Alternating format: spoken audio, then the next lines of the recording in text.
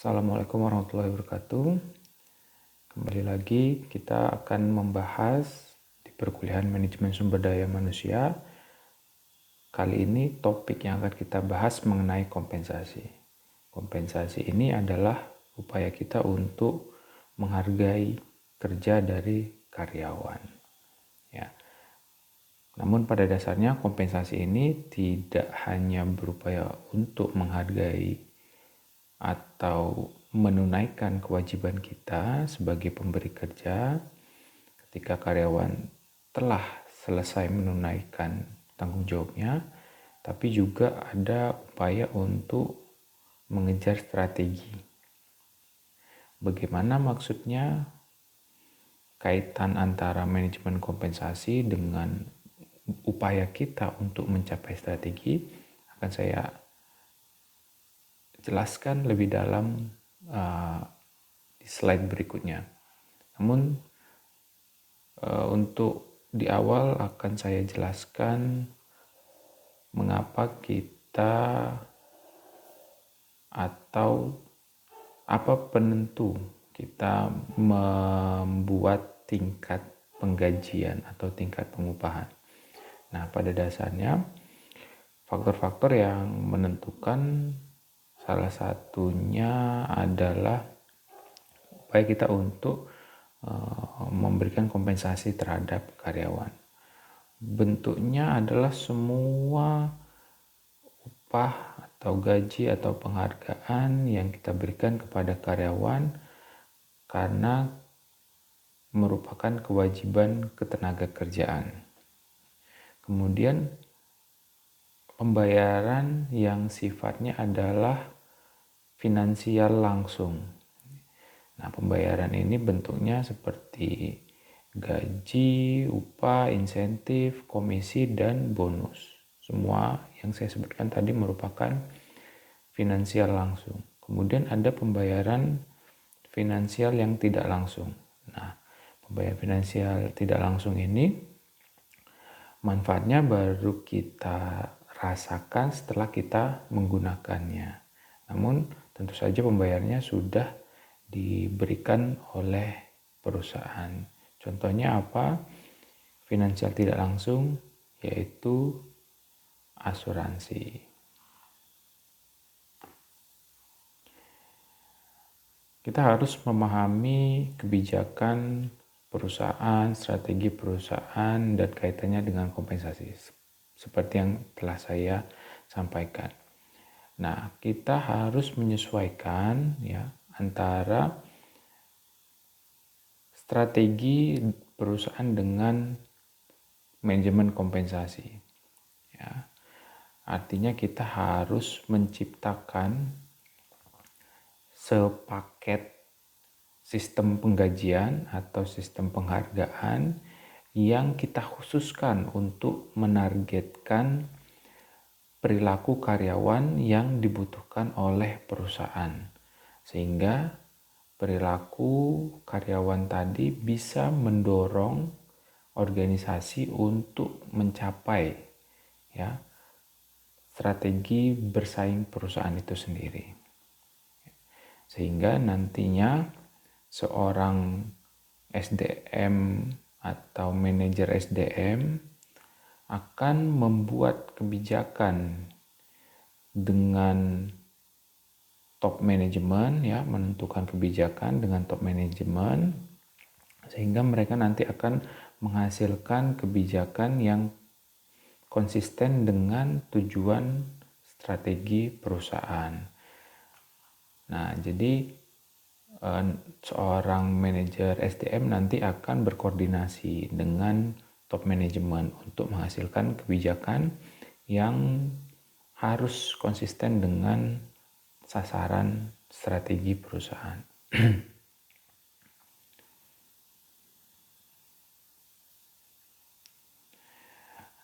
Terdapat metode-metode yang digunakan untuk menentukan pembayaran. Salah satunya yang pertama adalah metode survei. Di sini kita melakukan monitor atau melakukan survei terhadap sistem penggajian atau pembayaran eksternal atau yang berada di luar perusahaan. Sumbernya dari mana? Misalnya dari perusahaan lain. Perusahaan kompetitor yang bergerak di sektor yang sama. Bisa juga misalnya pada website-website yang memberikan atau telah melakukan survei kemudian memberikan informasi terkait berapa rata-rata upah di jabatan pekerjaan tertentu. Bisa juga dari pemerintah yang memberikan informasi terkait dengan tingkat gaji pada jabatan kerja tertentu. Nah, kita bisa juga menentukan gaji menggunakan metode job analysis dan job evaluation. Di sini kita menentukan ya upah secara internal. Kita melakukan analisis pekerjaan, evaluasi pekerjaan,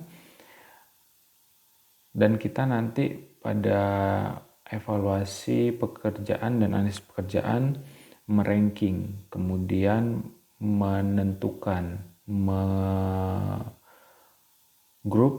membuat grup pekerjaan ya di kelompok-kelompokan, kemudian kita tetapkan ketetapan atau kebijakan penggajian ya berdasarkan penilaian sistematis terhadap misalnya fungsi dan tanggung jawab dari setiap jabatan. Kemudian ada metode yang didasarkan pada kinerja. Di sini seorang karyawan diberikan penghargaan atau penggajian, pengupahan didasarkan pada kemampuan kerjanya. Kemudian yang terakhir adalah komunikasi. Nah, di sini kita berusaha untuk membantu meyakinkan karyawan ya bahwa proses penggajian yang kita laksanakan adalah transparan dan fair ya. Nah, ini adalah metode-metode untuk menyelesaikan isu-isu penggajian. Ya, tadi ada 4. Kita bisa menyelesaikan masalah penggajian menggunakan survei, job evaluation, dan job analysis berdasarkan kinerja dan juga komunikasi.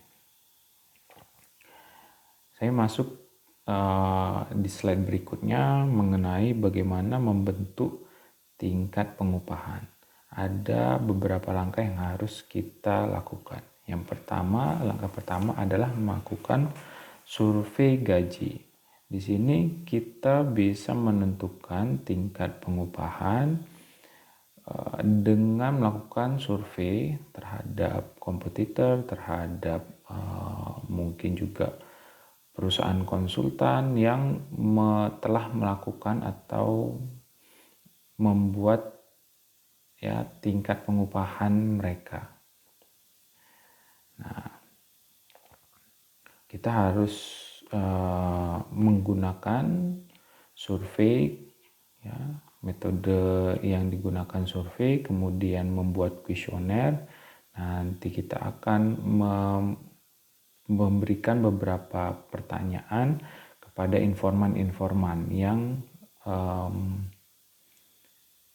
expert di bidangnya ya, atau yang telah pernah melakukan survei penggajian atau yang sangat mengetahui tingkat upah yang ada. Nah, kita lakukan biasanya adalah melakukan benchmark pekerjaan. Ya, jadi sebuah pekerjaan atau sebuah jabatan akan ditentukan tingkat gajinya berdasarkan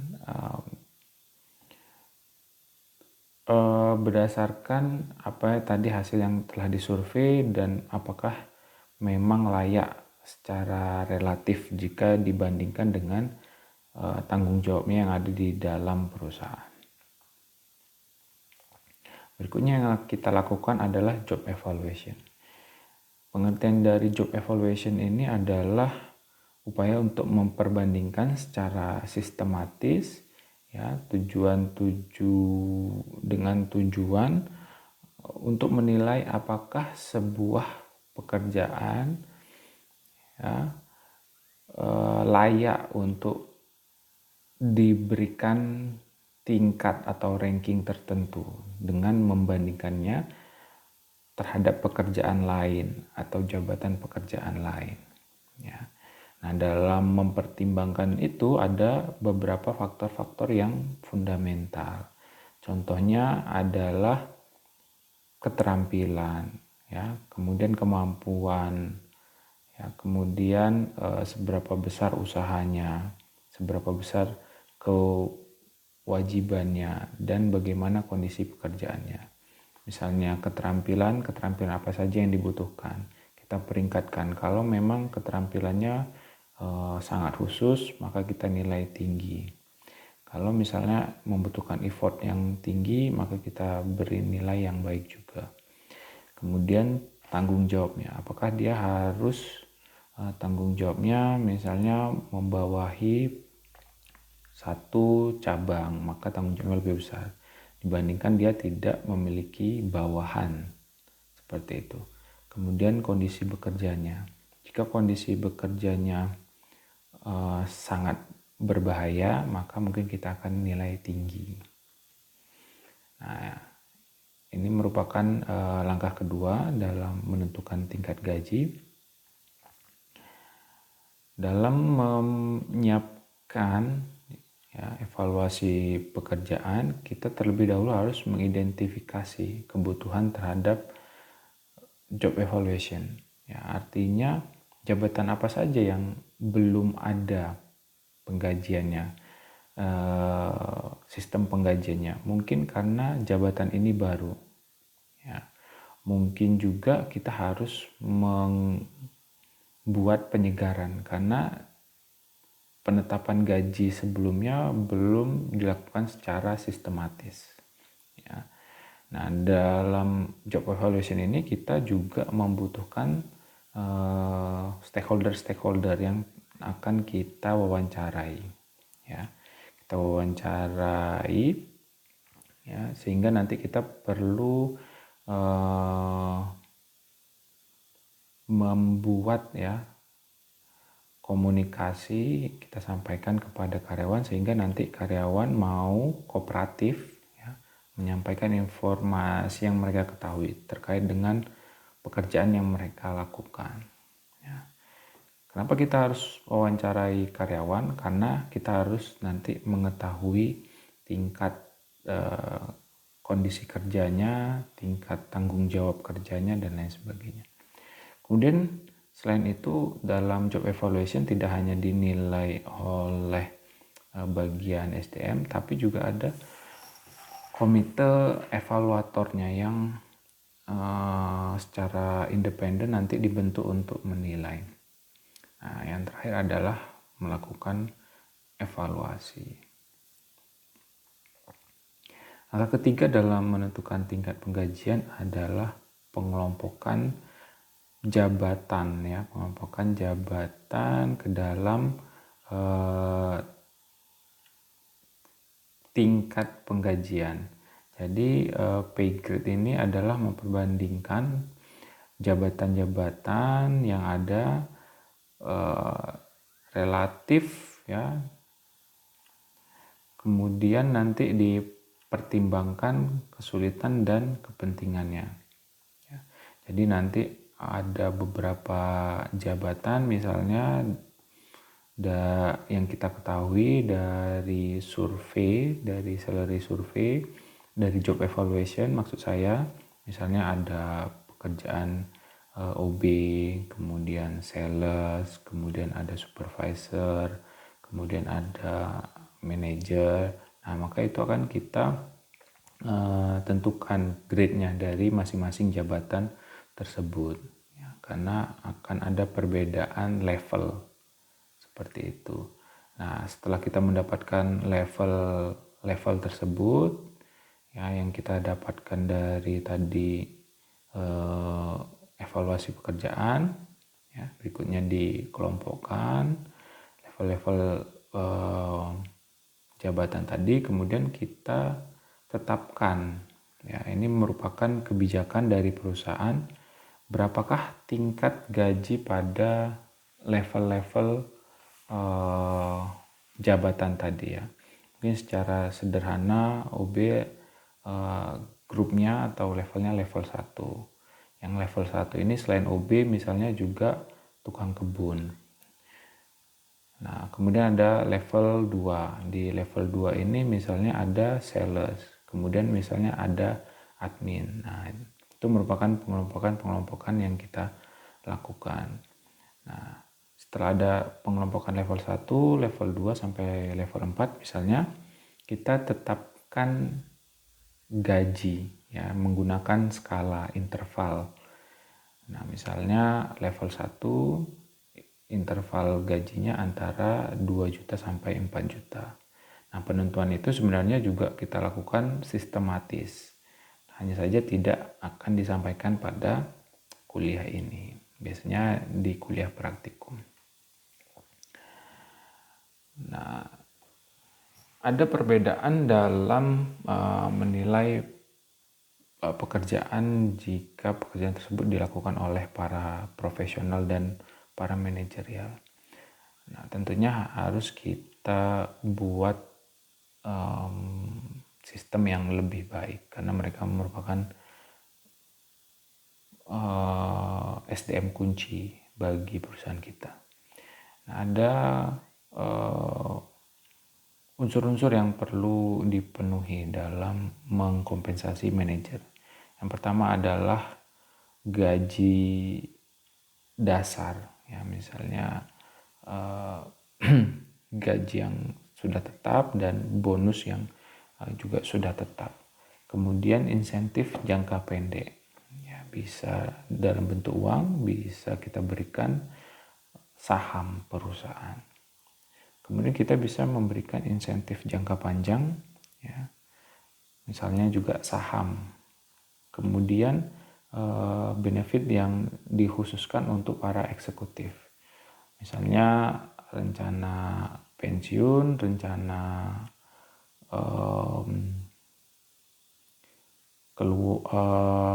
kesehatan, ya, kemudian untuk kematian dan lain sebagainya. Nah, kita harus khususkan mereka sistem yang khusus karena mereka merupakan tonggak berdirinya perusahaan kita.